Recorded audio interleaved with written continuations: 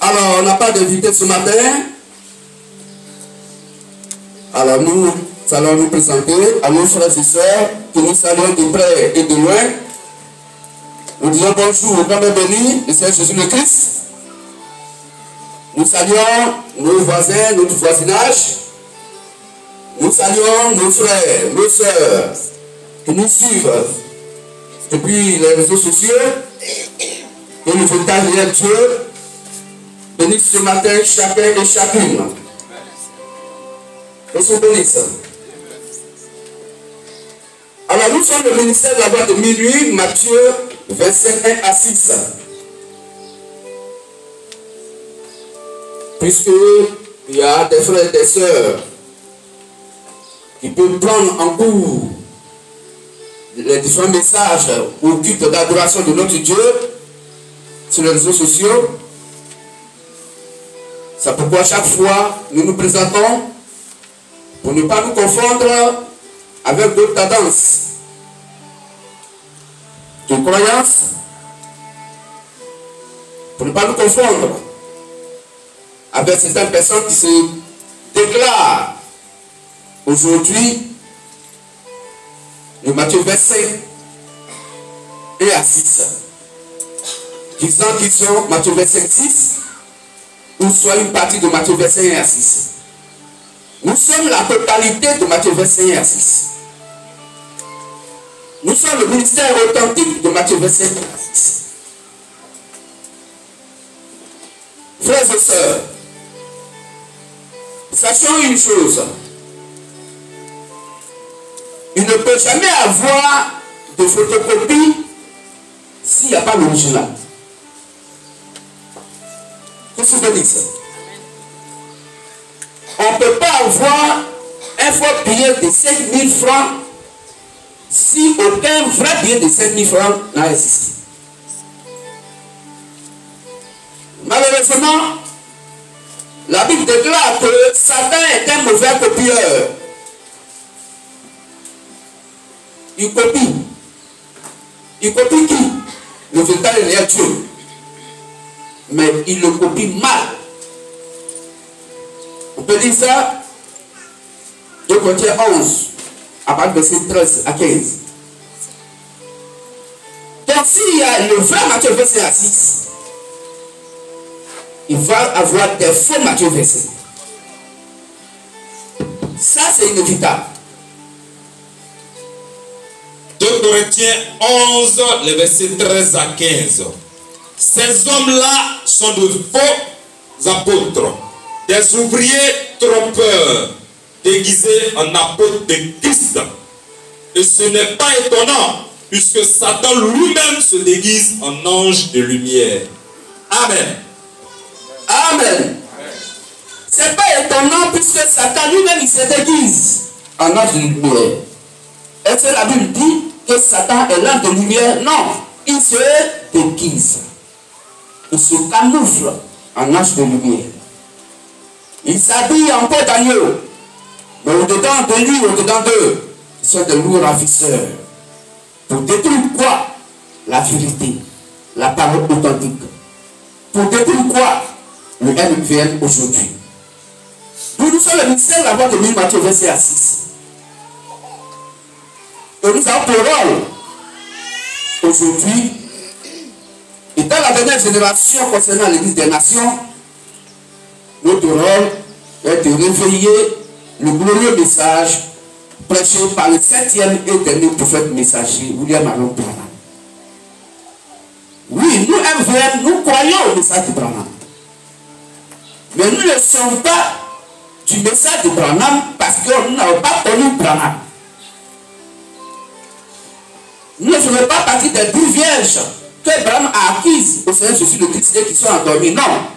Mais nous sommes la voix qui crie au milieu de la nuit et qui réveille les 10 vierges que Branham a laissées sur la terre. À qui Branham a confié à donner la lampe qui typifie la parole de Dieu. Et qui malheureusement attendant l'arrivée de l'époux, et quand l'époux tardait à arriver, elles sont toutes assoupies endormies parce que leur lampe était éteinte. Et si la lampe est la parole du Christ, la parole de Dieu, alors l'évangile est éteint dans le cœur. Mais comment l'évangile s'éteint donc dans le cœur de l'homme? C'est quand on mélange la pensée humaine avec la parole de Dieu, qui est la vérité absolue. Selon Jean 17, 17, sanctifie-les par ta vérité, car ta parole est la vérité. C'est quand on mélange la tradition des hommes avec ce que dit la Bible. Quand on mélange la philosophie humaine, l'intellectualisme, le raisonnement humain avec la parole de Dieu, la Bible dit, Dieu est éteint. Nous sommes donc dans les ténèbres. Raison pour laquelle la Bible dit, au milieu de la nuit, au milieu des ténèbres, au milieu du mensonge, car tout ce qu'on ajoute à la parole de Dieu est pour boire faux. Selon Matthieu 5, 37, que vos paroles soient oui, oui, non et non. Ce qu'on y ajoute vient du malin. Or, le malin, c'est Satan. Qu'est-ce que vous voulez dire ça? Pour le grand verset 6 dit, n'ajoutez rien à ces paroles, de peur que Dieu te le prenne et que tu sois tout le menteur. Et Jean 8, 44 dit que le menteur s'appelle Satan. Donc toutefois qu'on ajoute, qu'on mélange la pensée humaine, la tradition des hommes, la philosophie humaine, l'intellectualisme, le raisonnement humain, avec la parole du Christ, Dieu n'est plus là. La parole de Dieu est éteinte. Et si ça dit que la lampe typifie la parole de Dieu, alors si la parole de Dieu est éteinte, donc la lampe est éteinte. C'est pourquoi la parole qui est la lampe, qui était allumée au moment où Branham était là, qui est l'évangile, qui était dans le cœur de nos frères et sœurs de la lumière du soir, la RTS.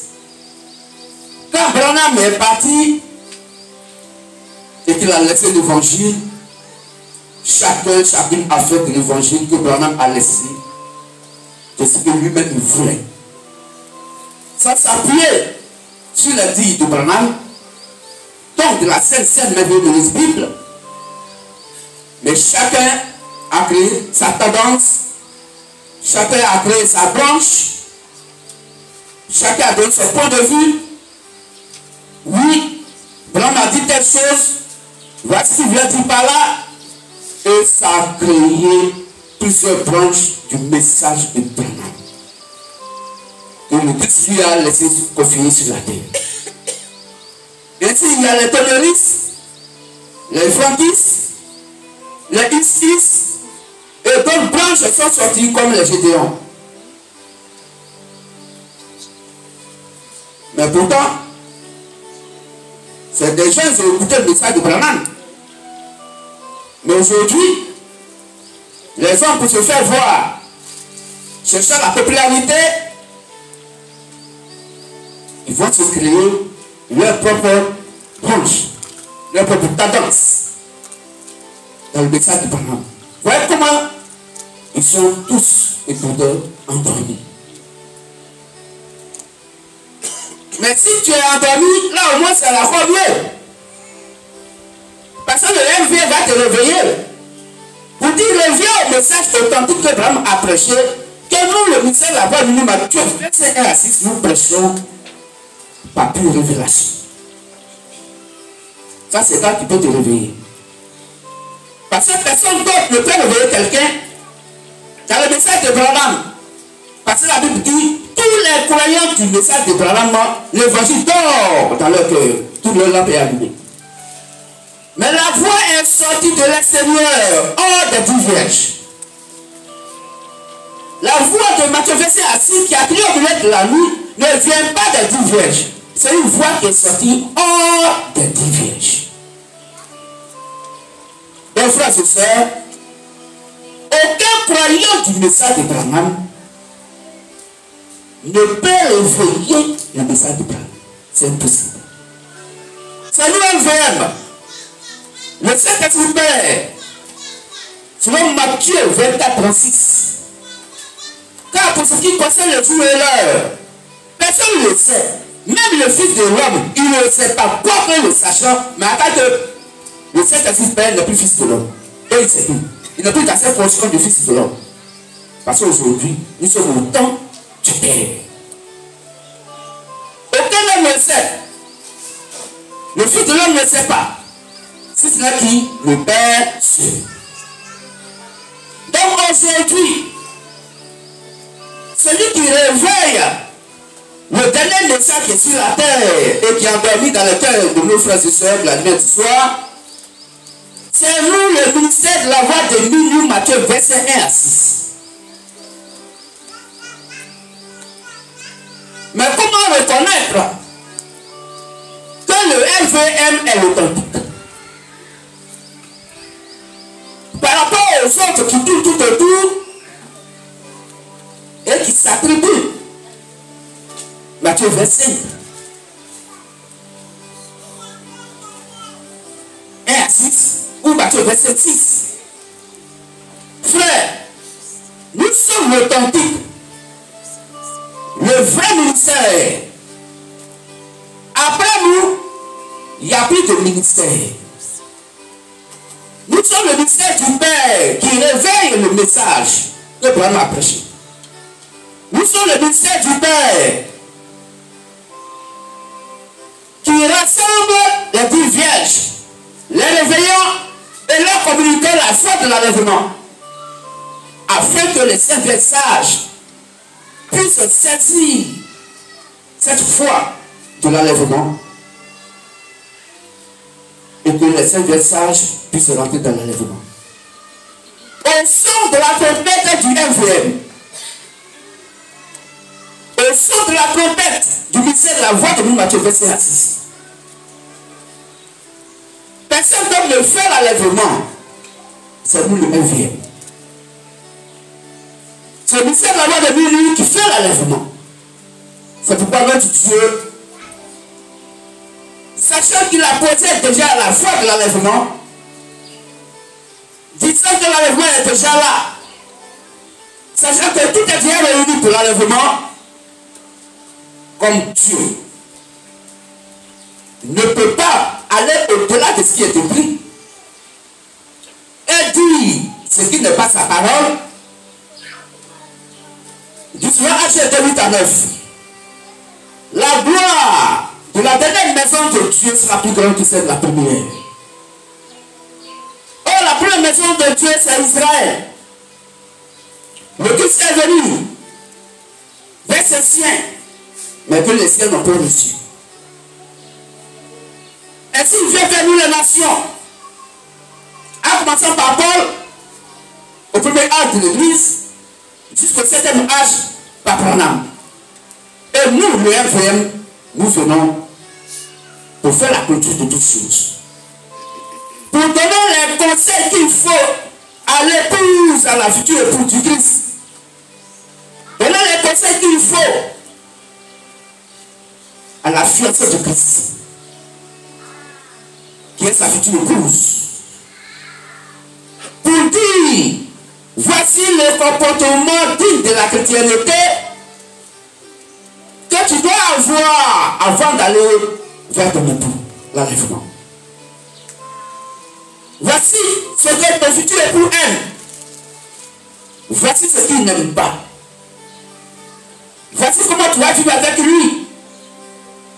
Et le Dieu nous donne tous ses conseils.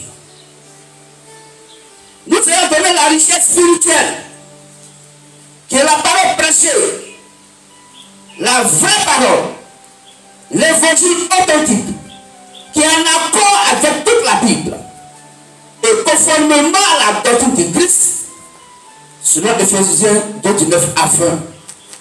Quand vous êtes édifiés sur le fondement posé par les apôtres et les prophètes, Jésus le Christ lui-même étant la pierre angulaire. Donc, l'évangile que nous prêchons, nous, MVM, est authentique. Parce qu'il est en accord avec la doctrine du Christ.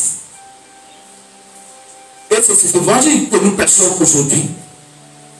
En tant que cet esprit qui réveille les Vierge, communique la foi de l'enlèvement au Saint Sage, afin qu'au top départ du FVM, l'enlèvement puisse avoir lieu. Avec cette richesse spirituelle que Christ nous a donnée, de par son quartier général, aujourd'hui nous sommes si fiers de lui appartenir. Nous qui étions des perdus, il nous a cherchés, il nous a trouvés, il nous a rassemblés et il nous donne les derniers conseils. Des grandes choses qui arrivent dans ce monde impie des humains, à savoir l'enlèvement et après quoi la Troisième Guerre mondiale. Où celui qui retient Satan, quand il va quitter la terre, Satan va avoir sa feuille de route pour maltraiter les croyants sur la terre, les chrétiens sur la terre, à savoir les vierges folles. Qu'est-ce que je dis? Mais avant que toutes ces choses n'arrivent, notre Dieu dit qu'on va manger un peu avant de partir. Quand nous allons manifester sa gloire, la manifester en parole, en pouvoir de la parole et en pouvoir de la richesse physique. C'est pourquoi il nous dit depuis lors que nous devons devenir riches physiquement. Et c'est ce qu'il nous donne comme le thème principal depuis longtemps. Et aujourd'hui, les différents thèmes de prédication que le Dieu donne partout, dans le FVM, tournent autour de ce grand thème principal, devenir riche physiquement. Qu'est-ce que je dis ça? Pourquoi? Parce que Dieu a conscience que c'est lui qui bâtit sa maison. C'est lui qui construit sa maison. C'est cette personne-là qui la meuble. Vrai ou faux? Si tu as construit ta maison, tu ne peux pas te lancer dans la maison comme ça. Même quand une souris vient dans ta maison pour se coucher, elle vient meubler ta maison. Elle s'en va prendre des feuilles à côté là-bas. Et elle se fait un bon lit. Si elle doit faire ses enfants, elle envoie encore davantage. Pour ne pas que le froid, la fraîcheur du sol puisse donc déranger ses petits. La souris va meubler là où elle va se coucher.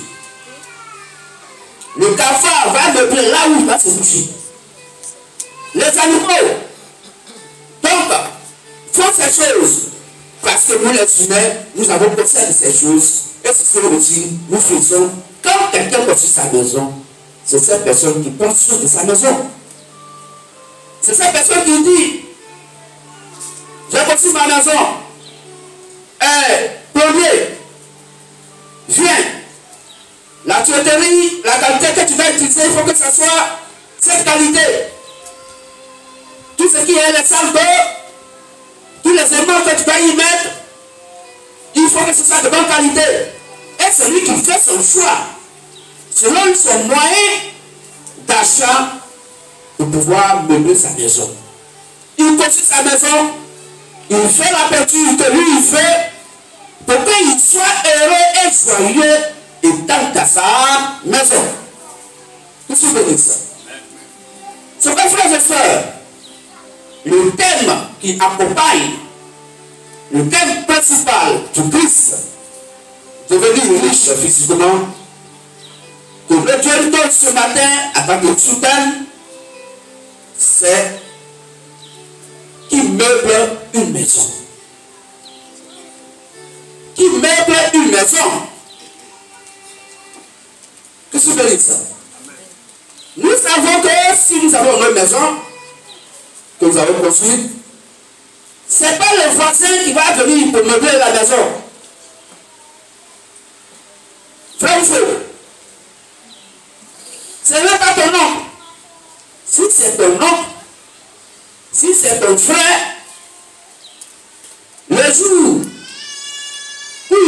ses enfants pour te saluer. Les enfants vont commencer à courir dans les fauteuils. Toi, tu vas leur dire quoi? C'est pour leur papa. Si c'est un personne, toi, tu vas dire quoi? Ça coule dans ton cœur. Mais c'est pas toi qui as bébé. C'est le papa qui a bébé. Et lui aussi, il est là pour te faire mal au cœur, il te regarde. Et il ne peut pas dire aux enfants, non, ne fais pas ça. Les enfants sautent en l'air. Dans le fauteuil coule, ils cassent même l'assiette. Et puis, tu es là, madame est là, vous regardez, mais tu vas faire quoi? Celui qui a bébé maison, celui qui a payé l'assiette de ta femme. De toute façon, si les enfants ont cassé, ils ont cassé les choses de leur papa. C'est pas pour toi. Vous souvenez de ça? Donc, frère, nous comprenons que celui qui a sa maison, c'est cette personne-là qui la montre. Vous souvenez de ça? Or, pour meubler ta maison, dans une maison physique littérale, nous savons que pour le faire, il faut le faire avec de l'argent. Il faut qu'on soit riche. Parce que si tu n'es pas riche, dans ta maison, tu vas mettre des tabourets. Puisque c'est là que ta mère arrive. Mais si tu as l'argent comme il faut, tu peux te faire plaisir en meublant ta maison selon ta volonté parfaite, selon ton réel désir et selon ton réel plaisir. Tu peux meubler ta maison avec des meubles de bonne qualité. Et quand on parle de bonne qualité, c'est aussi bonne qualité d'argent. Il faut avoir les moyens pour le faire. Qu'est-ce que vous dites ça? Alors, nous devons devenir riches. Oui, parce que notre Dieu veut qu'on soit riche. Mais la richesse qu'il nous donne, qu'il nous a déjà donné, et qu'il va réaliser, et qu'il va manifester, et qu'il est en train de le faire, de passer toutes ces choses, comment avoir de l'argent. Il trouve tous les moyens pour nous rendre riches. Frères et sœurs, il faut qu'on soit sûr que Dieu a rendu riche des gens. Les gens vont faire comprendre que quand quelqu'un te dit tu es un chrétien, c'est que tu es rien. C'est que tu n'as rien. Quand tu dis tu es chrétien, on te demande tu es qui? Je suis homme de Dieu. On dit voilà. Voilà quelqu'un, il n'a pas réussi à l'école.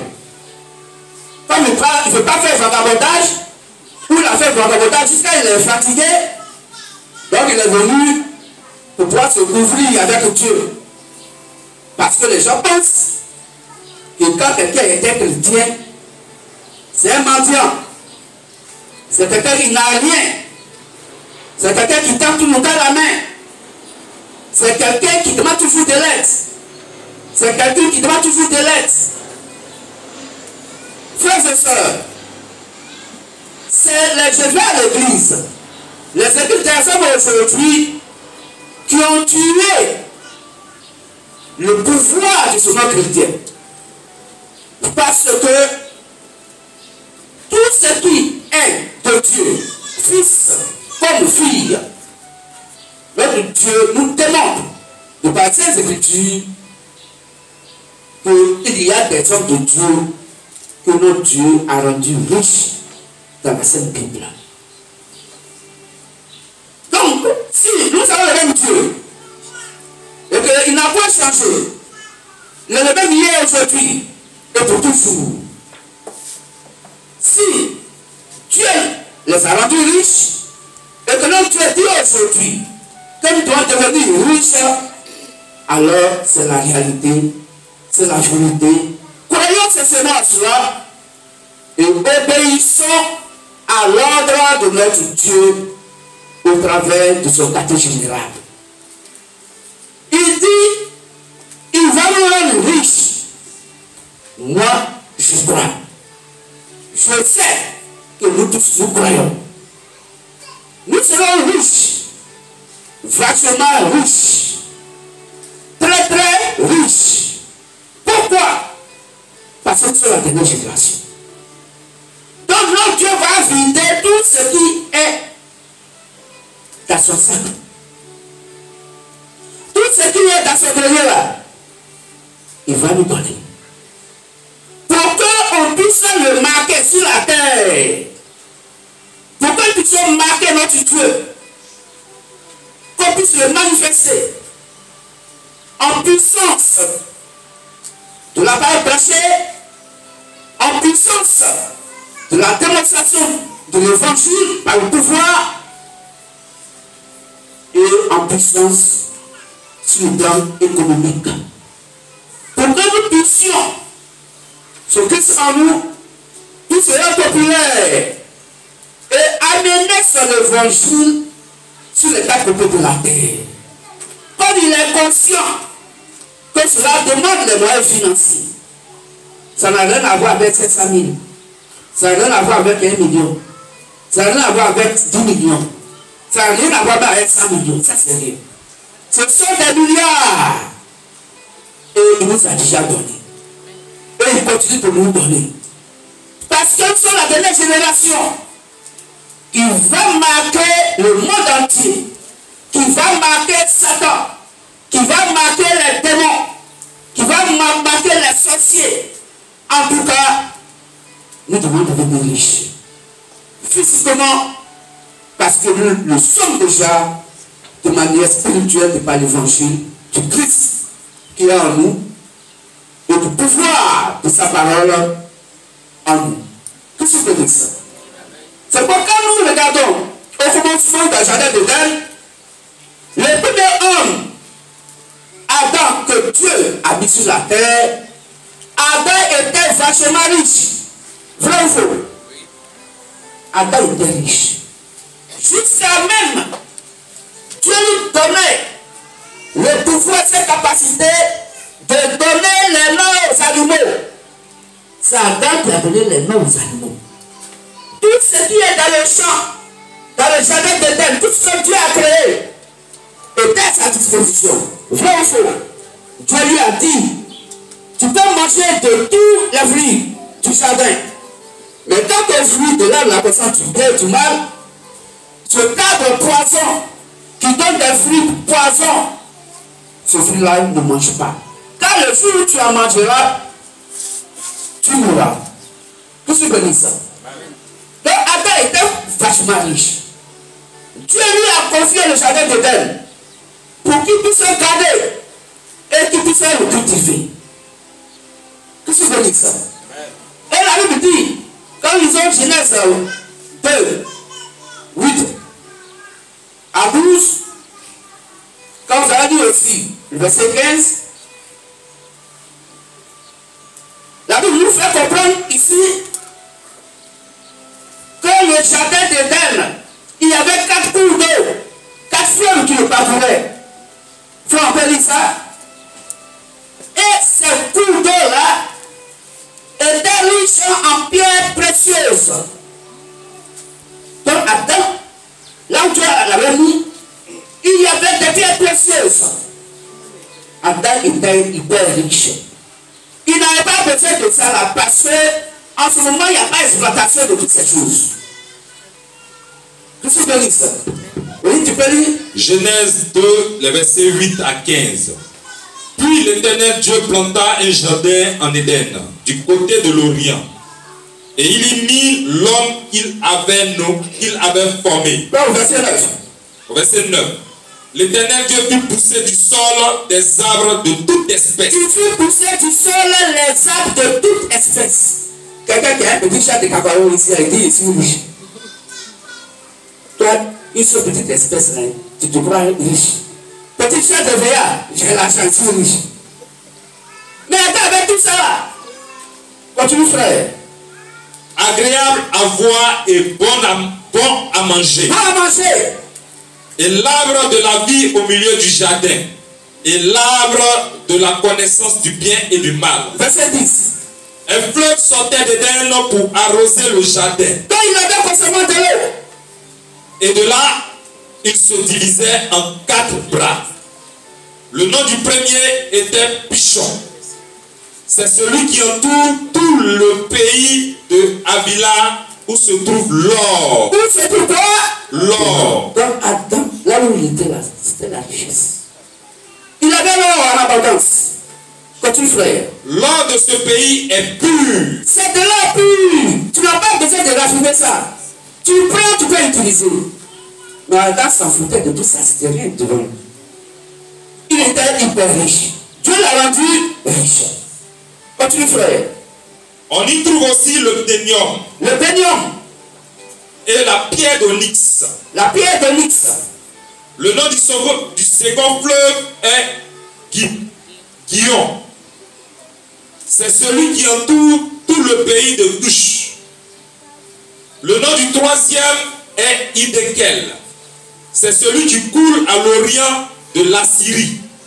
Le quatrième fleuve, c'est Euphrate. Merci, frère. Alors nous comprenons que Adam, Dieu l'a mis dans une zone très riche. Si Dieu a rendu Adam riche, quand on prend Corinthiens 15, je suis le Christ de ce jour dit, il dit il y a plus qu'Adam sur la terre.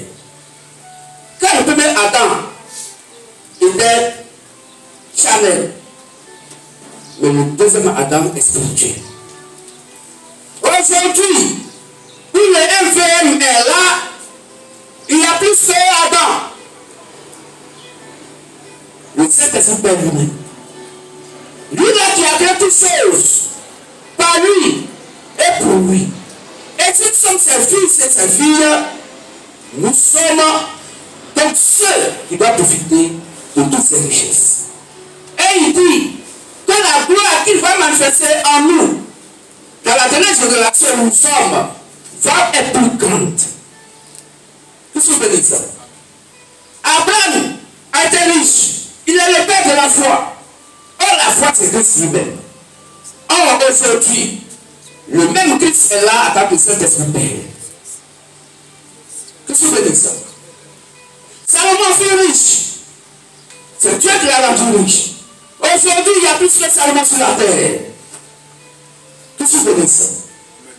Des hommes de Dieu, des prophètes, des gens que Christ a envoyés sur la terre, Dieu les a rendus riches. Boaz lui-même était riche.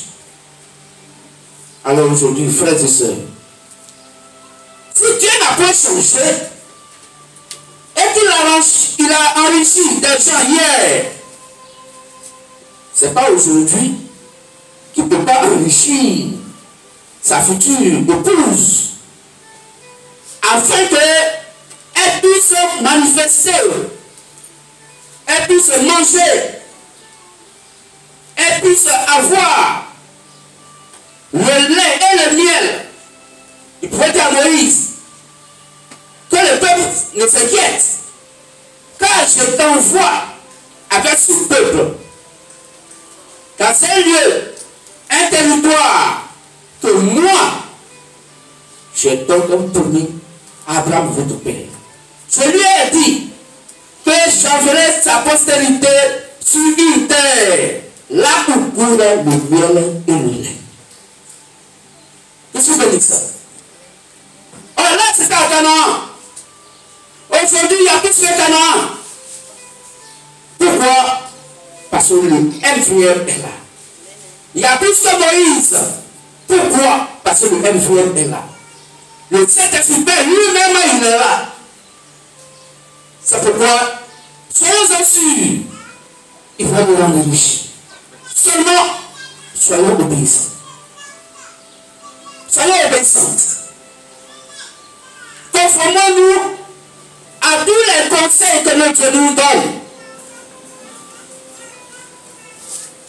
Étant rassurés, étant conscients que nous serons tellement riches, il veut que ses fils et ses filles soient en bonne santé. À quoi ça sert d'avoir tout l'argent du monde alors que tu n'as pas la santé?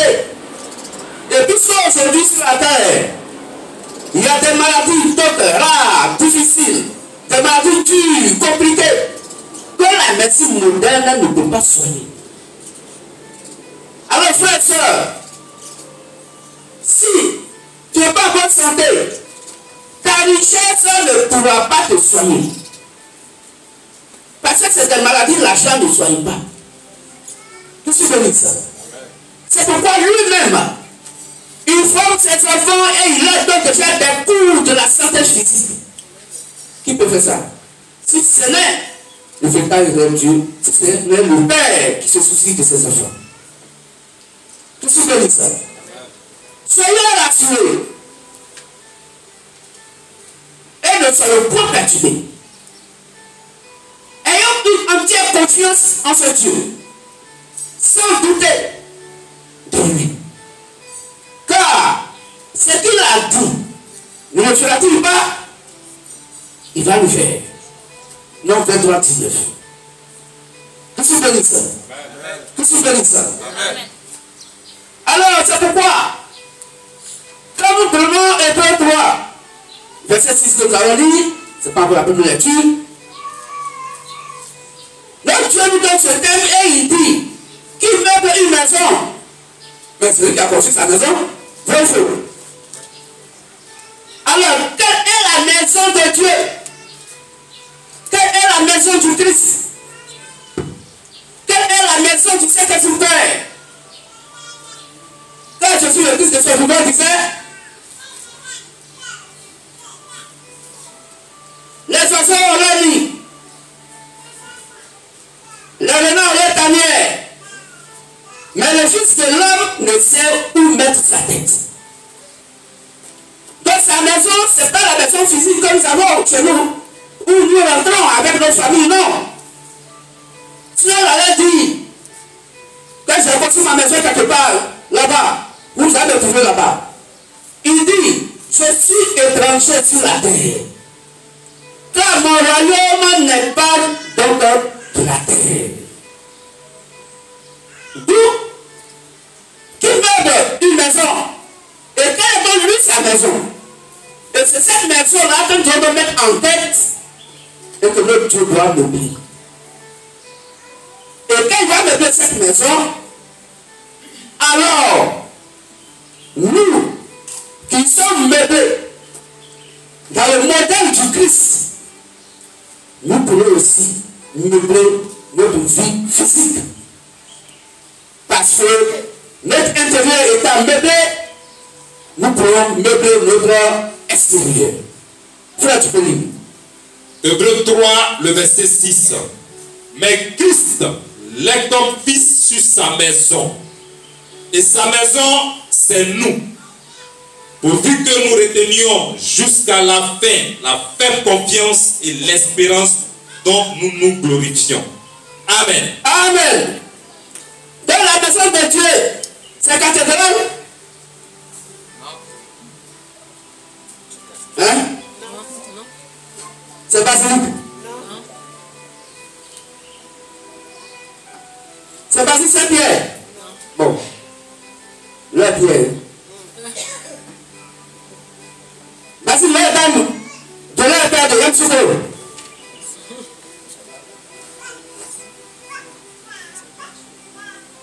Il dit sa maison, c'est nous. C'est vous, frères et sœurs. C'est nous. La maison de Dieu n'est pas un bâtiment. On peut dire ça?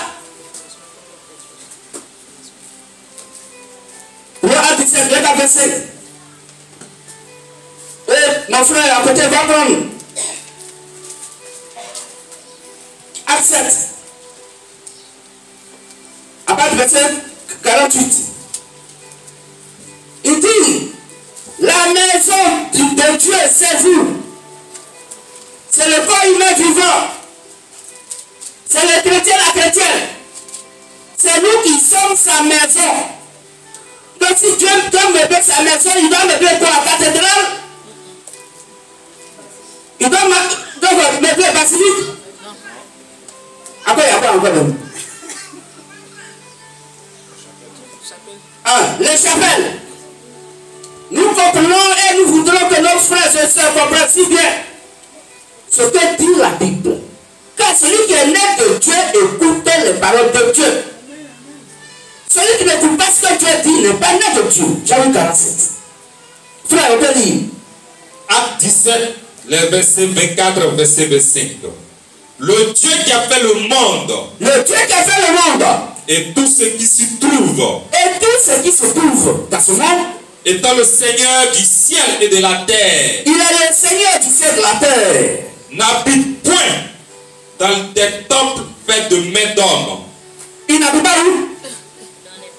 Dans des temples faits de mains d'hommes. Ah. Donc qui est dans Basilique?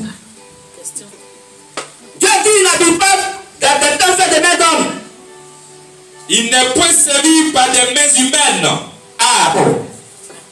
Comme s'il avait besoin de quoi que ce soit. Lui qui donne à tous la vie, la respiration et toutes choses. Amen. Amen. Donc Dieu n'habite pas dans des temples faits de mains d'hommes. Les choses que vous avez dit, je vais à l'église bâtiment. Dieu n'est pas dedans. Dieu n'est pas dans ce qui est fait de la main d'un maçon. Dieu n'est pas dedans. Même ça, là, c'est nous, on l'a fait pour nous là. Hein.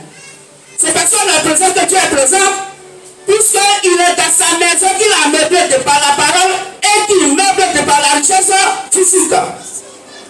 Dès qu'on quitte ces lieux-là, la place est donnée au mariage au cafard. Dieu n'est pas ici. Il est ici que quand nous sommes présents, quand nous partons, on va avec lui. Chacun va avec Christ qui est dans son cœur, qui est la maison du Christ, la maison mobile. Frère, tu peux lire. Actes, chapitre 7, versets 48 à 50. Mais le Très-Haut n'habite pas dans ce qui est fait de main d'homme, comme dit le prophète. Ah, le Très-Haut, Dieu lui-même là, il n'habite pas dans ce qui est fait de main d'homme. Continue, frère. Le ciel est mon trône. Il dit le ciel est mon trône. Et la terre mon marchepied. Et la terre mon marchepied. Moi je marche sur la terre. Quoique étant dans les cieux, il marche sur la terre. Comment? Dans ces maisons mobiles que nous sommes. Car nous sommes la maison de Dieu. Quand nous marchons, Dieu marche. C'est lui en nous qui marche. C'est ça, frères et sœurs. Quand nous marchons, Dieu marche. Quand on voyage, il voyage. Parce qu'il est en nous et puis on voyage ensemble. Dieu n'est pas ici, hein. Quand il sert, pas Dieu. Même quand Georges n'est pas ici, là, il n'y a pas Dieu. C'est quand il y a Georges ici, nous tous on s'en va. Georges, lui, il reste souvent ici. C'est quand Georges est ici, là, que au moins il y a Dieu. Dieu, dans sa maison, le frère Georges. Sinon, s'il n'y a pas quelqu'un ici, là, ici, il n'y a rien. Continue, frère. Quelle maison me bâtirez-vous? Quelle maison on doit bâtir à Dieu pour dire Dieu, voici maison cathédrale, voici basilique, voici quoi et quoi, des bâtiments sur lesquels les noms mettent des noms de blasphème. Église internationale de démonstration de puissance sauvez vos âmes. Ça c'est quoi ça? Et vous pensez que Dieu est dedans? Dieu n'est pas de ce qui est fait de main d'homme. Il n'est pas dans un bâtiment. Quel bâtiment qui peut le contenir? Le seul bâtiment qui peut contenir Dieu, c'est le cœur de l'être humain. C'est l'être humain vivant qui peut contenir Dieu. Vous allez poser la question comment? C'est lui qui sait comment il fait. De toute façon, tu fais pour passer dans ta petite porte pour rentrer dans ta maison là. C'est comme ça que il fait. Et puis il rentre dans sa maison. Que tu bénisses. Continue avec tout frère. Quelle maison me bâtirez-vous, dit le Seigneur, ou quel sera le lieu de mon repos? Donc Dieu n'est pas ici. Il est ici que quand ils sont présents. Et c'est ce que beaucoup de gens n'ont pas encore compris. À savoir la religion, c'est déjà chrétienne. Dieu dit, le ciel est sommes partis pour dire voici son lieu de repos. Continue, frère. N'est-ce pas ma main qui a fait toutes ces choses? Mais c'est Dieu qui a fait toutes choses. S'il a créé les arbres, les choses sur la terre, à part de nous, qu'est-ce qui va empêcher Dieu de se construire une maison où lui doit habiter? Il dit sa maison qu'il a construite, c'est le corps humain vivant. Et non les bâtiments, les 4 murs. Continue un peu, frère. Homme au cou raide, incirconcis de cœur et d'oreille. Voilà, Dieu les insulte. Il dit, ils sont le cou raide. Leur oreille ne comprennent rien. Vous vous opposez toujours au Saint-Esprit.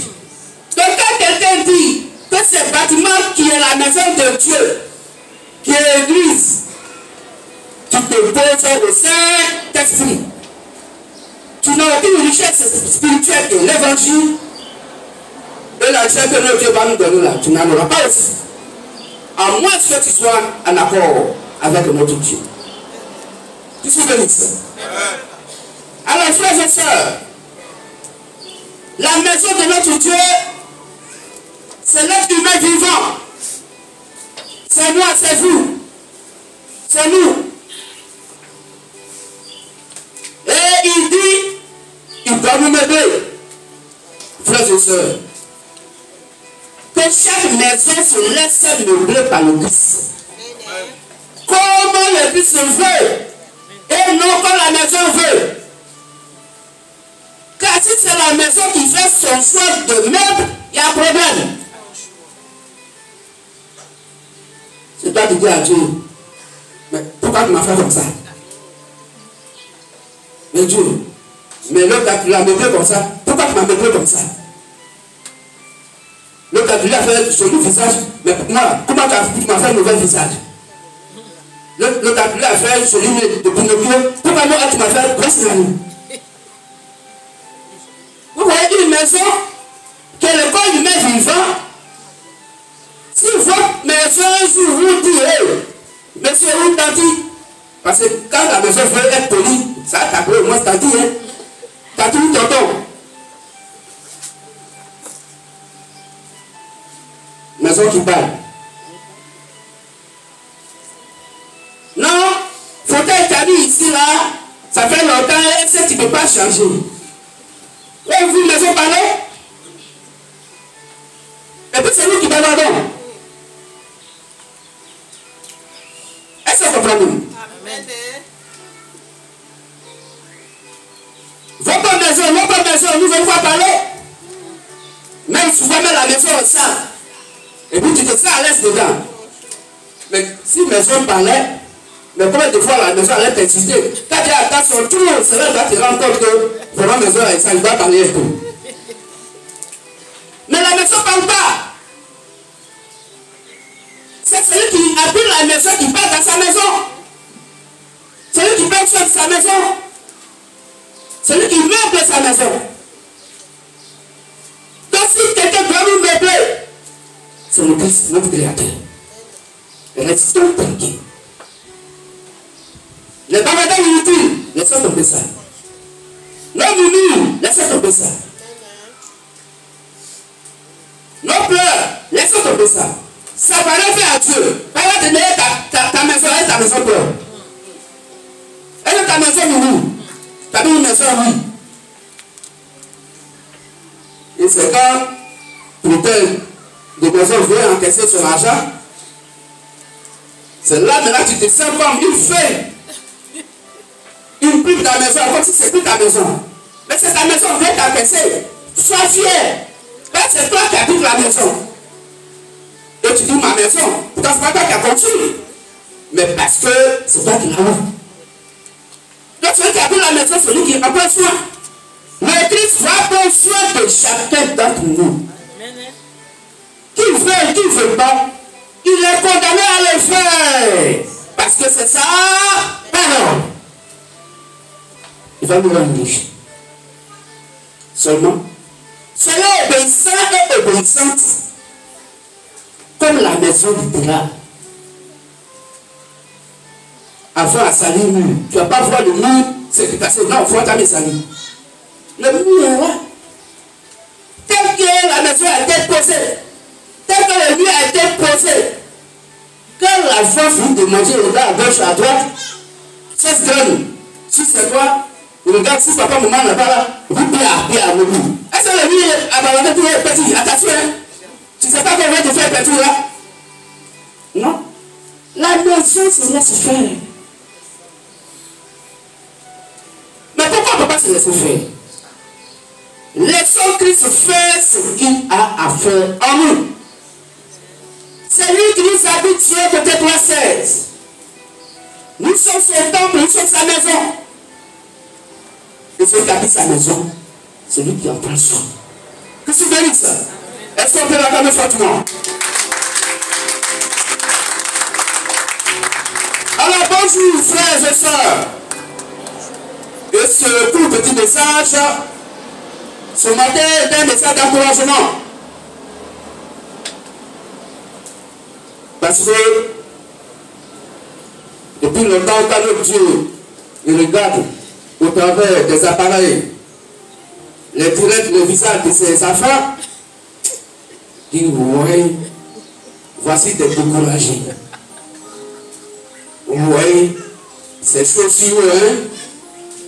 Parce que chaque visage exprime son désarroi, exprime sa douleur,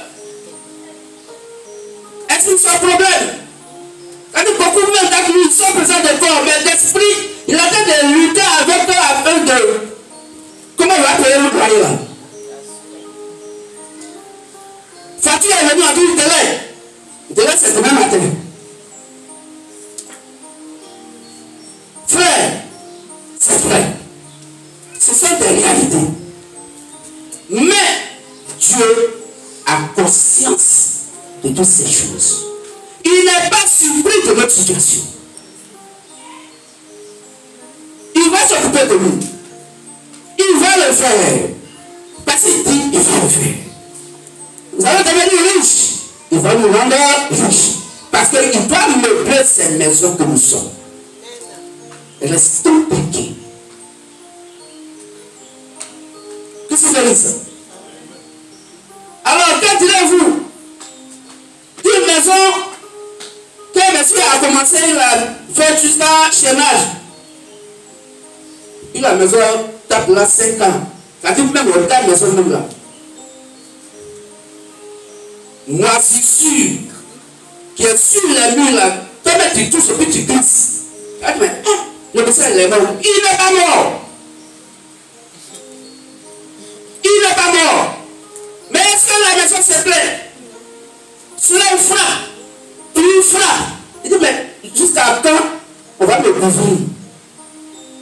De toute façon, celui qui va poser ici là, il avait déjà fait son plan de travail. Il a commencé, il va terminer au temps marqué par lui-même. C'est pourquoi on dit, j'ai pensé les fondements comme un sage architecte. Et si quelqu'un doit bâtir dessus, qu'il ne pose pas le fondement, mais tant que le fondement est là, celui qui va venir bâtir, doit bâtir sur le fondement que j'ai posé. Et si longtemps que le fondement dure et que la maison n'est pas encore complète, alors ceux que Dieu doit allouer à cette maison pour la construire viendront au temps marqué par Christ. Est-ce qu'on peut attendre le temps de Dieu? Soyons patients, frères et sœurs. C'est un message d'encouragement. Soyons courageux. Et soyons encouragés par notre Dieu ce matin. C'est pourquoi il dit, toute maison a son plan, fait par celui qui l'a construit. Aucune maison ne fait son plan d'elle-même. Il n'y a pas une maison qui fait son plan d'elle-même.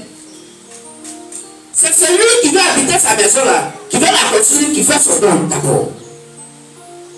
Cela n'existe pas dans ce monde, frères et sœurs. Qu'est-ce que vous dites ça?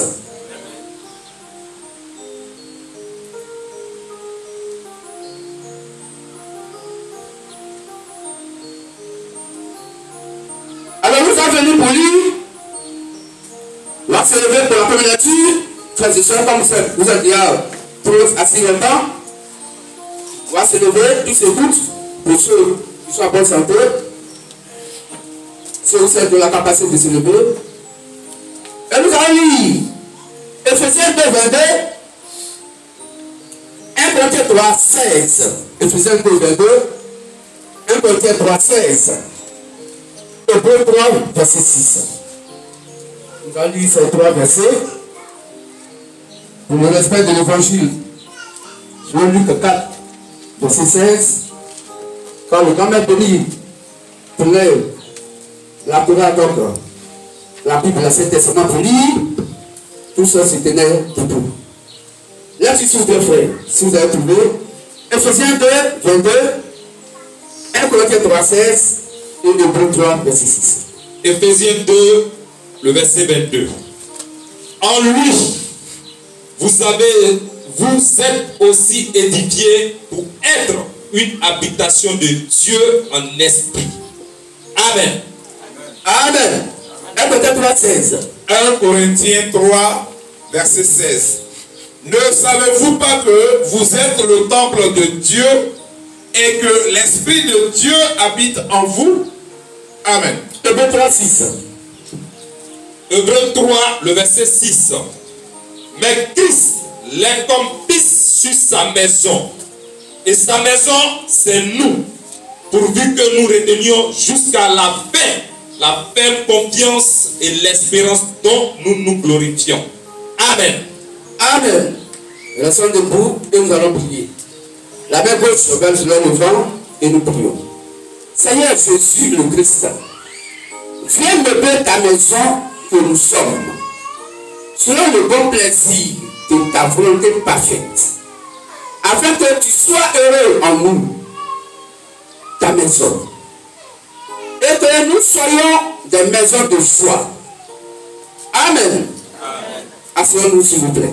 Merci pour votre bonne qualité d'écoute. Alors voici les saintes écritures de la Sainte Bible qui confirment Dieu lui-même disant, cela Ephésiens 2, 22, que en lui je suis le Christ. Vous êtes édifiés pour être une maison de Dieu en esprit. Ephésiens 2, 19 à 20 dit que nous sommes édifiés sur le fondement des apôtres et des prophètes. Jésus le Christ était la pierre angulaire. Donc c'est la parole du Christ qui nous édifie, qui nous amène à être la maison du Christ. Sinon, Romains 17, quand la foi vient de ce qu'on entend, la foi vient de la prédication. Christ est posé dans notre cœur de par la prédication. C'est quoi la Bible dit sur Ephésiens 2, 22, qu'en lui vous êtes édifiés. Vous avez été prêchés. L'évangile est venu à vous. Vous avez écouté le Christ. Et maintenant, il vient à vous pour que vous soyez une habitation de Dieu en esprit. Or, la Bible dit, Dieu qui est esprit est sa propre parole. Tout ce que dit ça. Donc l'évangile nous édifie pour que nous soyons la maison de Dieu en esprit. C'est pourquoi il n'y a pas porte sur l'homme, il n'y a pas fenêtre sur l'homme. Parce que c'est spirituellement que ça se voit. Nous sommes la maison de Dieu. Quelqu'un te dit, mais ma maison, il y a porte. Où est le douche en toi? Où est la cuisine en toi? Où est ton lit? Où est le lit de Dieu? Montre-moi. Non, il faut qu'on passe ça en esprit. Nous le sommes en esprit. Il habite en nous sous forme de sa parole, de son esprit. Et c'est pour cela il va donner toutes les richesses concernant sa parole à notre homme intérieur, à notre âme. Quand notre âme sera meublée, quand notre âme sera rassasiée de la parole, sera nourrie de la parole, rassasiée de l'évangile, sur Matthieu 4, 4, car l'homme ne vit pas de pain seulement, mais de toute la parole. Alors notre homme intérieur sera meublé de par l'évangile. extérieur le sera aussi. Et quand notre homme extérieur donc devient mené par notre Dieu, et par l'évangile qui est en nous, va nous amener à avoir un comportement digne de l'évangile. Avec les païens, nous voyons, vont comprendre et dire, et témoigner que nous ne sommes plus la même personne d'hier. L'homme, la femme du monde qui faisait ce qu'il veut, ce qu'elle veut. Maintenant, quand tu es mené par l'évangile du Christ, quand tu es mené par la doctrine du Christ, tu es une nouvelle créature. Ta conception des choses sont selon la parole et non selon ta pensée que tu avais hier. Tu ne poses plus un acte pour te faire plaisir, mais tu poses l'acte pour faire plaisir à Christ d'abord. C'est ça, être mené intérieurement.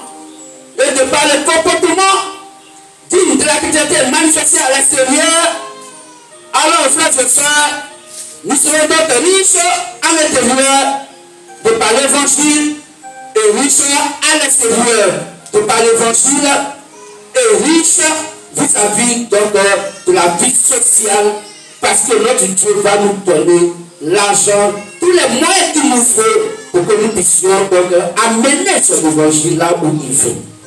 Tout ce que ça. C'est quoi il dit dans Matthieu 6:33? Cherchez premièrement le royaume de Dieu et sa justice. Et tout ce que vous voudrez vous sera donné par-dessus. Si vous demeurez en moi et que ne pas demeurer en vous, demandez tout ce que vous voudrez et cela vous sera accordé. Donc Dieu en nous demande à Dieu qui est au-dessus de nous, et Dieu qui est au-dessus de nous exauce Dieu qui est en nous, et le Dieu qui est en nous exauce notre homme extérieur. Tout ce que nous sommes. C'est quoi, frères et sœurs? Après l'étude donc de ces différents versets bibliques, comprenons une chose. L'architecte de nos corps physiques est le Seigneur Jésus le Christ. C'est lui qui a bâti nos corps. Comme pour l'autre Genèse 2, la Bible est claire. Dieu a pris la terre pour façonner le corps de notre frère Adam.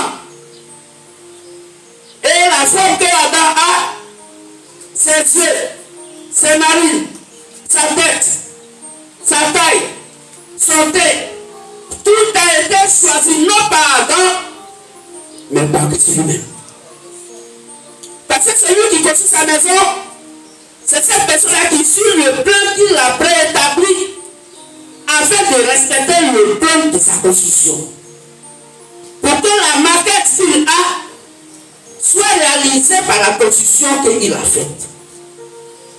Pour refléter donc la maquette, à savoir le plan. Que ce que nous sommes. Donc c'est l'architecte de notre corps physique qui est le Christ lui-même, le Seigneur Jésus le Christ. Aucun humain n'a jamais assisté à la conception de son corps physique. Est-ce qu'il y en a ici, il peut ou elle peut lever la main? Quelqu'un qui a une fois assisté à la constitution de son corps physique? Il n'y en a pas. Il n'y a pas quelqu'un, ni aujourd'hui, ni demain, qui peut assister à la constitution de son corps physique. C'est toujours quelqu'un qui construit. Est-ce que tu construis? C'est toi qui lui donnes la forme. Que tu bénisses. C'est pourquoi, frères et sœurs, la forme, la taille, la forme de nos visages, de notre corps, sont choisis par Dieu selon sa volonté.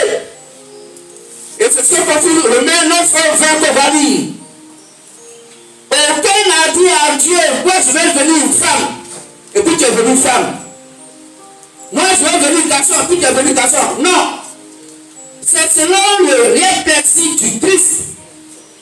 Celui-là qui a ta maquette en main, celui-là qui t'a façonné selon la maquette que lui, il a donc dessiné et qu'il a représenté de par ton corps physique. On peut lire, frère.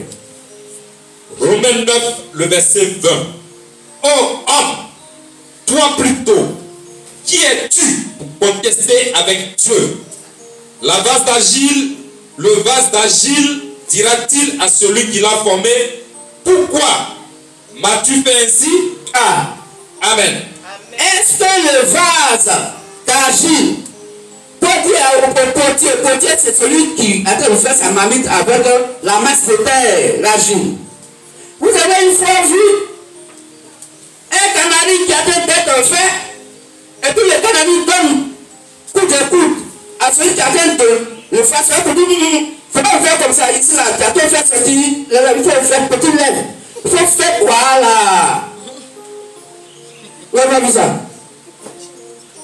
C'est le potier.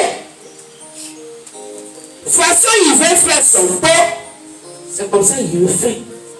La masse d'Agile ne peut pas influencer le potier pour dire qu'il faut le faire à cette taille.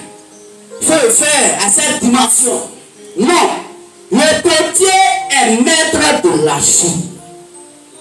Tout ce que nous sommes. Alors, la taille, la beauté, la laideur ne dépend pas de nous. La durée de notre vie sur la terre ne dépend pas de nous. Et on va lire ça, Luc 12, verset 5. Là, tu ferais. Dans notre taille, notre couleur, notre forme, notre visage ne dépend pas de nous. Nous tous, notre forme, notre taille, ce que nous sommes dépend du Créateur du ciel. Et lui, ça fait selon sa volonté. C'est comme ça, il t'a fait, et puis il dit, voilà, je suis d'accord. C'est tout.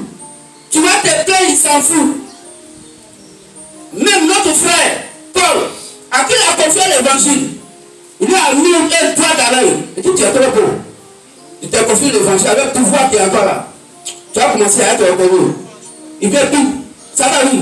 Mets un doigt dans son œil. Bah! Son œil est cassé. Le grand Paul est cassé. Mais pour prêcher, il faut être devant les gens.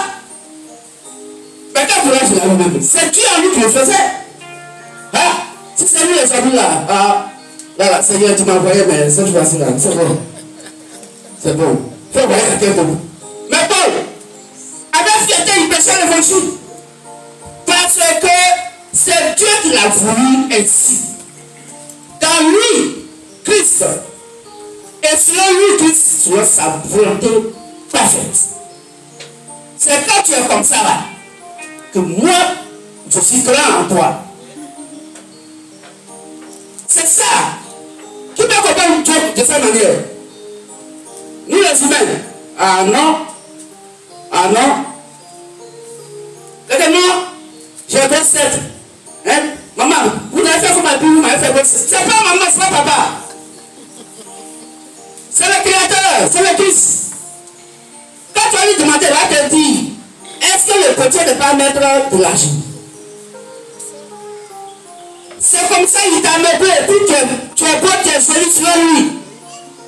Même si les hommes te rejettent, mais c'est comme ça, lui te veut. Tu te souviens de ça? Là, tu frère. Luc 12, le verset 25. Oui. Qui de vous, par ses inquiétudes, peut ajouter une coudée à la durée de sa vie? Qui? Qui ici? Eh bien, vous ne l'avez pas vu longtemps. Mais ajoutez. Qu'est-ce que vous avez dit ça? Ah, mais il n'y a pas quelqu'un pour ajouter. Ah. Mais pourquoi? Si ça là. Qui c'est une fois près de la mort? Ah, tu vas te plaindre, tu vas pas te plaindre, tu vas mourir. Qu'est-ce que ça fait son papa, hein? Hein? Mais c'est je vais pas manger hier. Tu as fait Dieu même. Mais pourquoi tu ne dis pas aussi, mais Seigneur, oui, mais tu as fait la mort, tu vas me faire lever. Il ne veut pas lever. Tu veux, tu ne veux pas. La mort est là pour nous tous. À moins que tu rentres dans l'enlèvement. Qu'est-ce que tu veux dire ça? Donc, qui peut ajouter une coudée à sa vie? Frère, il n'y en a pas. Il est le maître de toutes choses. Il fait ce qu'il veut. Pourquoi?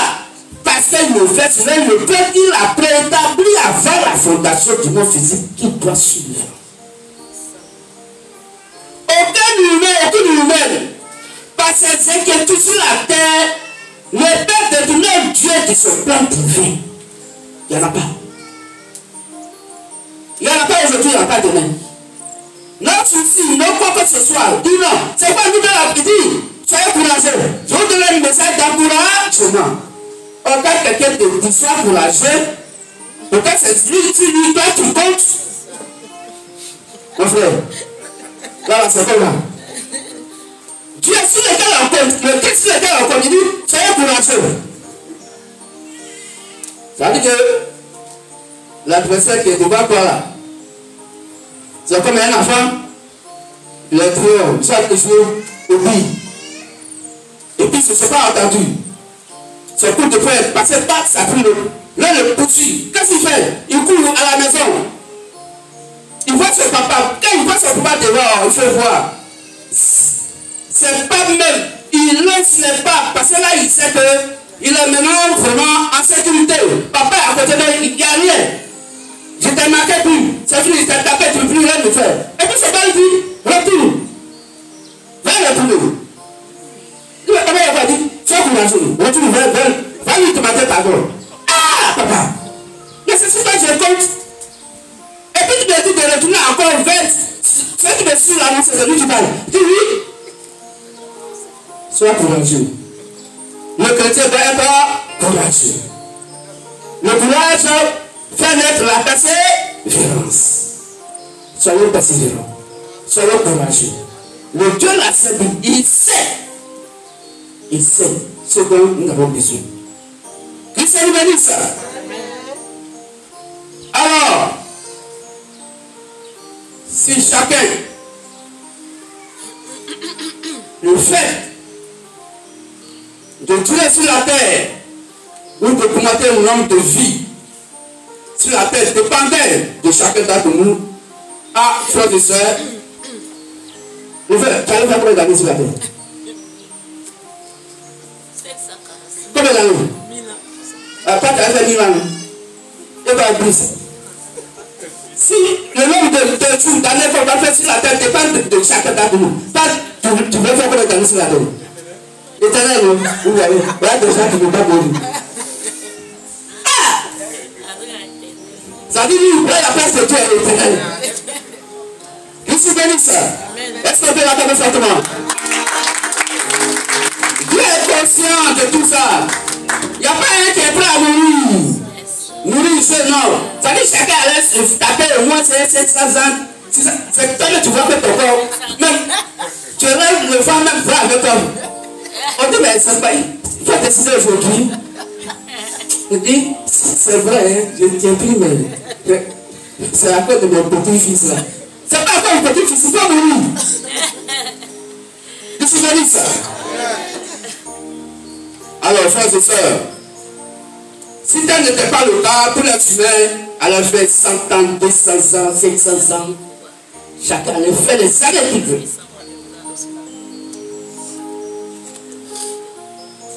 Tu te souviens de ça? Parce qu'il n'y a pas quelqu'un qui est prêt à mourir tôt. Alors nous les humains, comprenons que nous sommes la maison de Dieu. Mais il y a des semences qui sont sur la terre. Il y a des activités qui sont sur la terre. N'oublions pas ça aussi. Sur Matthieu 13, 24, dans le champ où Dieu a planté son blé, le milagre est venu pour planter quoi? L'ivraie. Dans le blé, comme nous sommes les fils et les filles du vétéran de Dieu, nous sommes la maison du Christ. Et l'ivraie est la maison de qui? Satan. Donc nous les humains, nous sommes soit la maison de Dieu, ou soit celle de Satan. Il y a les deux maisons qui existent. Qu'est-ce que vous dites ça? Vrai ou faux? Ah. Il y a des maisons résidentielles, non? Dans le même quartier aussi, à Tifo-Bois. Ah. C'est-à-dire, chacun loue la maison à la dimension de ses moyens. Donc il y a les maisons de Satan, des êtres humains, et il y a les maisons du Christ, les fils et les filles du véritable Dieu. Il appartient à chacun de ces deux esprits, de ces deux êtres, de meubler sa maison que nous sommes. Donc si tu es la maison de Satan, il va te meubler. Si tu es la maison du Christ, il va te meubler. Il te meuble à l'intérieur. Chacun le fait selon ses moyens. Oh, le Dieu nous meuble par le don du Saint-Esprit, par les dons ministériels. Satan aussi, il va faire la même chose. Mais n'oubliez pas que c'est un imitateur, un usurpateur de titres. Et quand Satan meuble ses enfants, il leur donne la bonne qualité de la sorcellerie. Un nouveau rôle de la sorcellerie. Tout ce qu'ils savent faire, c'est de faire du mal. Que se bénisse. Pour nous les chrétiens, c'est notre Dieu qui nous meuble. Selon sa volonté parfaite, pour sa propre gloire. Donc quand notre Dieu nous meuble, ce n'est pas pour notre gloire. Non, Dieu demande, j'ai des voitures. C'est pourquoi? Non, tu sais, ça fait longtemps ici dans le quartier, il faut que les gens dans le quartier sachent que j'ai évolué. Non. Si tu demandes la voiture, il faut que ça soit pour la gloire du Christ. Tu dois mettre la voiture à la disposition du Christ. Parce que c'est lui qui t'a meubé. Demain, il va nous meubler de par la richesse physique. Frères et sœurs, nous, la maison physique, laissons la richesse du Christ la nuit dans sa maison que nous sommes. Laissons-nous gérer ça. On n'a jamais vu une maison qui gère le propriétaire de maison. C'est le propriétaire de maison qui gère sa maison. Et si c'est la maison du Christ, ce qui nous donne comme richesse, comme ameublement qu'il va mettre dans la maison, c'est pour sa gloire et non pour la gloire de la maison. C'est quand il met ces choses dans la maison pour la meubler, quand on parle de la maison, c'est là la gloire revient aussi à la maison. Mais ce n'est pas la maison qui s'est meublée elle-même, non. C'est le propriétaire de la maison qui a meublé sa maison. Et quand on rentre dans sa maison, on dit, ah, le monsieur là, il a une jolie maison, hein.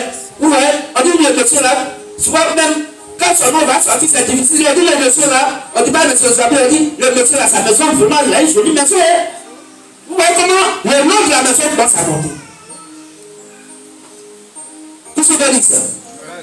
Donc d'abord, c'est la gloire de celui qui met la maison. Et secondo, la gloire de la maison vient. Est-ce qu'on comprend mieux? Donc maintenant, tu vas venir riche. C'est là que tu as pris l'argent pour la délapider. C'est là que tu as dit non. Excuse-moi. Vraiment, la chair est faible. Quoi? Si la chair est faible, prends l'argent là, on te dit, mettons autour de toi, tu seras celui. Pour dire simplement que, frère, l'argent que Dieu va nous donner doit être profitable à l'évangile. C'est ça qu'on doit comprendre d'abord. Et pour nous vient après. Tu fais pour Dieu, il fait pour toi. Il te donne davantage. Il va t'élever davantage.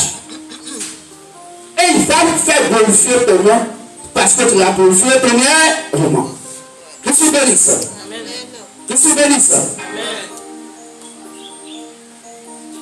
Donc, il y a deux types de maisons. Il y a la maison du Christ qui sont les chrétiens. Et il y a la maison de Satan, les païens. Les plus païens. Je suis béni ça. Pour nous les chrétiens, c'est Dieu qui nous meuble. Pour les non-chrétiens, c'est Satan qui les meuble. Et il nous meuble sur sa volonté parfaite, pour sa propre gloire. Comprenons qu'aucune maison physique littérale ne peut se meubler d'elle-même. Il appartient donc à notre Créateur, qui est notre Dieu, Dieu de nous m'aider. Et nous allons lire ça. Prenons Matthieu 6, 31 à 33. On va lire ça. Il s'est résolu lui-même de nous m'aider. Et il nous encourage de tenir ferme. Il va nous meubler. Mais quand il nous meuble, c'est sur lui met sa bonne volonté et non la volonté de la maison. C'est ce qu'il faut comprendre. C'est pas sur la volonté de notre corps physique qu'il fait, non. D'ailleurs, tu es déjà allé. Nicolas lui a posé la question. Donc, tu penses que je dois encore le prier dans le ventre de ma maman pour être de nouveau. Tu es bien bâti comme sa maison. Tu es né, tu es né. Laisse-le te meubler. Si tu es devenu, il va te meubler. Si lui veut s'asseoir encore avec ta boulette, ça se fait souvent lui fait mal. Où est ton problème? Tu plais pourquoi? Non, je ne suis pas encore marié, de certaines folie. Donc c'est toi qui es plus vieux que Dieu. Dis, c'est pas que tu as été folie. Quand il va te meubler par le mariage, il le fera s'il a écrit dans son plan que la maison que tu es là, il va le faire, il va monter, il va descendre, il va le faire. C'est ce qu'on doit comprendre. Nos planifements, non, Dieu, ça ne va pas. Donc, celui, c'est pas que ça ne va pas. Mais attends aussi, on t'a marqué par Christ, il peut te donner la bénédiction. Mais quand la prophétie sort, attends là, elle ne sera pas différente. Elle va s'accomplir certainement, mais on t'a marqué par Christ. Il y a un temps pour toutes choses. Donc, s'il a dit, j'ai compris, ça c'est son temps, il a compris. Il y a le temps de la réalisation qui a fait. Sois patient, sois patiente. Frère, on peut lire Matthieu 6, 31, 32. Matthieu 6, 31, 32. Ne vous inquiétez donc point et ne dites pas que mangerons-nous, que boirons-nous, de quoi serons-nous vêtus? Car toutes ces choses, ce sont les païens qui les recherchent. Votre Père céleste qui sait que vous en avez besoin. Cherchez premièrement le royaume et la justice de Dieu. Et toutes ces choses vous seront données par-dessus. Amen. Amen. Amen. Donc il dit, cherchez premièrement le royaume de Dieu et sa justice.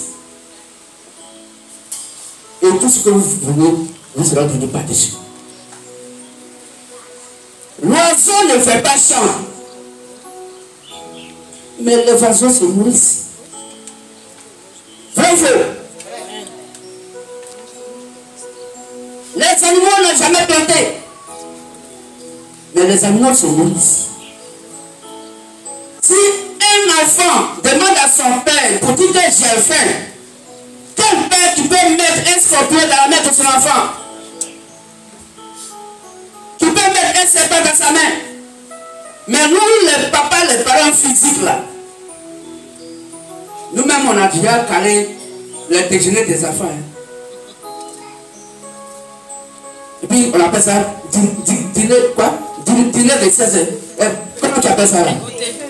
Goûter. Ah, vous voyez. Moi, je n'ai pas l'habitude de ça. Mon frère Johnny il m'a dit. Tu as dit on appelle ça quoi? Goûter. Goûter de 16 heures. Quoi goûter? C'est qu'est-ce que c'est goûter?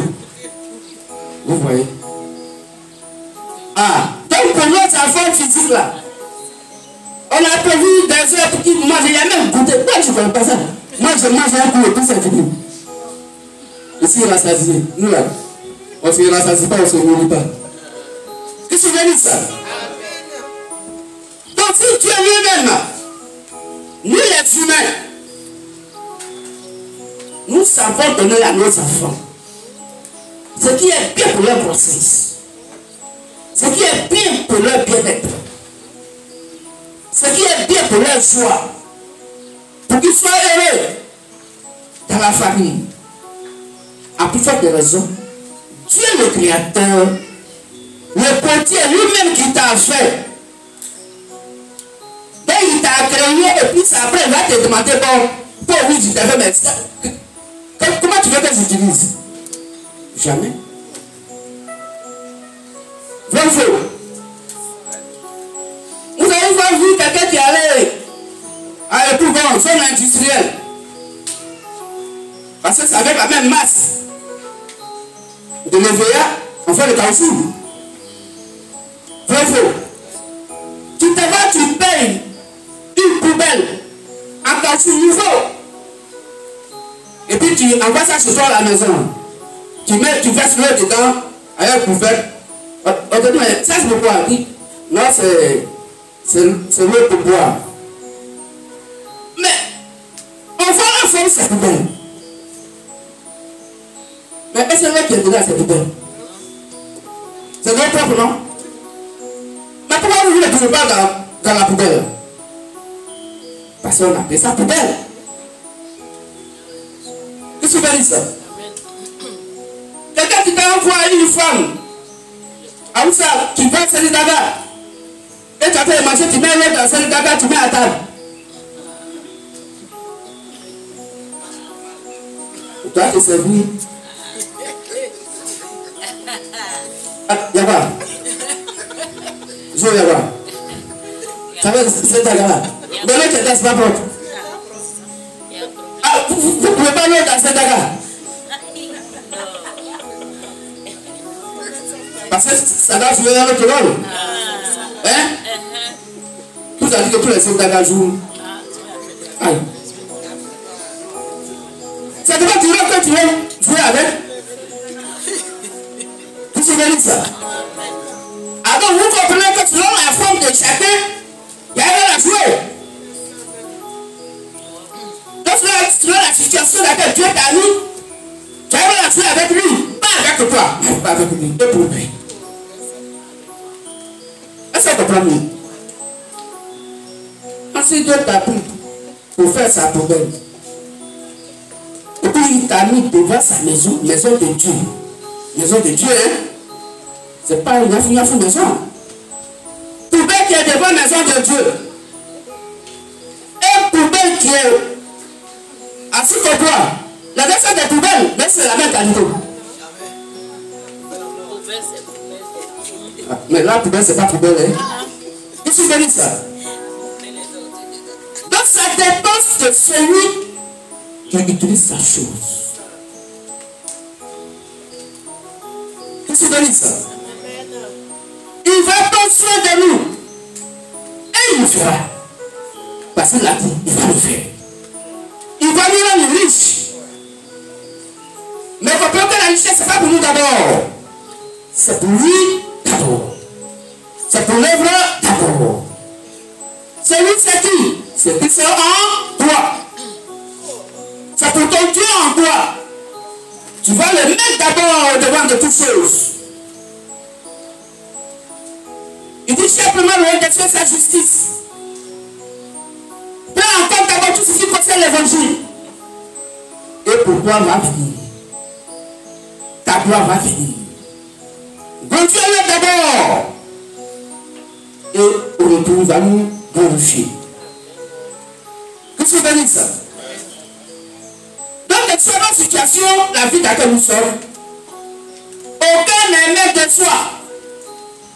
De ce qui lui arrive ou de ce qui se passe dans ta vie. Ton Dieu qui va te meubler, il a conscience qu'il va te meubler. Il le fera selon sa volonté parfaite. Autant marqué par lui-même. Alors frères et sœurs, si le véritable est Dieu, la seule merveilleuse Bible n'est pas capable de savoir de quoi nous avons besoin. C'est besoin de qui? Si le véritable est Dieu n'est pas capable de savoir ce que ces maisons que nous sommes avons besoin, c'est besoin de qui? C'est qui ce problème? Et s'il n'est pas capable de savoir ce que nous avons besoin, C'est son problème. Restons tranquille. Il te va tous les moyens qu'il faut. Restons tranquilles. Car tout être humain, normal, sait de quoi sa maison a besoin. Donc Dieu qui est normal, il sait de quoi nous avons besoin. Notre Dieu sait de quoi nous avons besoin. Arrêtons de pleurer. Arrêtons de planifier. Que tu bénis ça. Conclusion. Aucun être humain qui est la maison de notre Dieu ne peut être meublé selon sa volonté humaine. Dieu nous meuble selon sa volonté parfaite. Que le véritable et réel Dieu, le Seigneur Jésus, le Christ, bénisse ce matin ses fils et ses filles de par ce glorieux message qu'il vient de nous donner pour nous encourager ses fils et ses filles, de dire qu'il va nous rendre riches physiquement, et c'est lui qui te donne la capacité de pouvoir meubler la vie de chacun et chacune, parce que dans sa maison spirituelle que nous sommes, que le véritable Dieu nous bénisse. On va se lever à ta maison dans notre Dieu, c'est Jésus-Christ. Merci bénisse.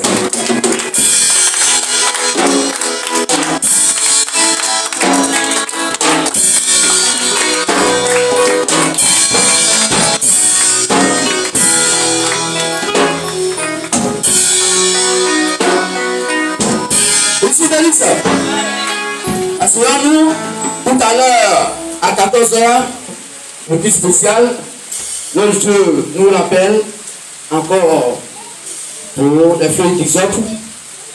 Et depuis hier, on doit juste poser, faire un vœu, souffler du haut vers le bas, du bas vers le haut. Tu envoies tes 2 feuilles d'hysope aujourd'hui avec la somme de 1000 francs. Donc n'allez pas à la maison. Tout à l'heure, à 14h, notre Dieu va reprendre. Dès que le but finit à midi, parce qu'on a encore 7 minutes, alors vous allez vous ravitailler un peu. Ne mangez pas beaucoup pour ne pas dormir. Et notre Dieu nous bénisse. Alors, y a-t-il un frère et une soeur, après avoir écouté l'évangile, si ton cœur est vraiment touché par la parole, et qui souhaiterait accepter de parler du baptême, il peut se lever, elle peut se lever.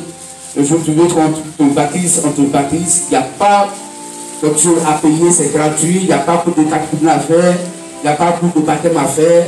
Conformément à la doctrine du Christ, celui qui croit que le Seigneur Jésus le Christ est le véritable réel Dieu et que l'évangile qui est prêché sur la doctrine du Christ est la pure vérité publique qui veut donc assister le Christ par l'eau du baptême, tu t'élèves et on te baptise quand tu seras prêt.